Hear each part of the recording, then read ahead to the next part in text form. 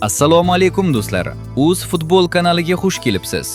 O'zbekiston va jahon futbolidagi eng qiziqarli yangiliklar, tahlillar hamda jonli efirlarni kuzatib borish uchun Uz futbol Telegram kanalimizga albatta obuna bo'ling. Kanal havolasi pastda joylashgan. Butun dunyoga mashhur transfer market portali O'zbekiston milliy terma jamoasining jahon chempionatiga borishi mumkin bo'lgan tarkibi qiymatini e'lon qildi. Portal ma'lumotlariga ko'ra, terma jamoamiz tarkibining umumiy qiymati 78 million yevroga teng. Jamoadagi eng qimmat futbolchi esa Manchester City himoyachisi Abduqodir Husanov bo'ldi.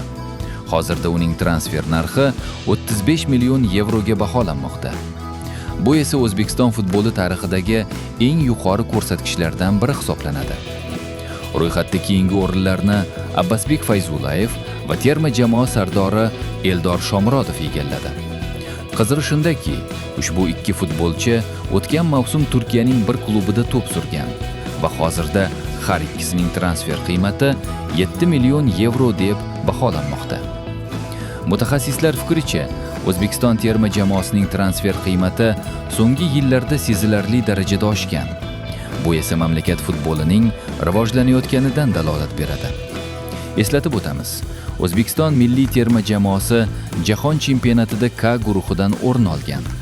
Ayni paytda Fabio Cannavaro boshqaruvidagi jamoa Kanada terma jamoasiga qarshi o'rtoqlik uchrashuviga tayyorgarlik ko'rmoqda. Sizningcha, O'zbekiston terma jamoasi jahon chempionatida qanday natija qayd etadi? Fikringizni izohlarda yozib qoldiring. Videoga like bosishni va UZ Futbol Telegram kanaliga obuna bo'lishni unutmang. Kanal havolasi pastda joylashgan. Keyingi videolarda ko'rishguncha, xayr.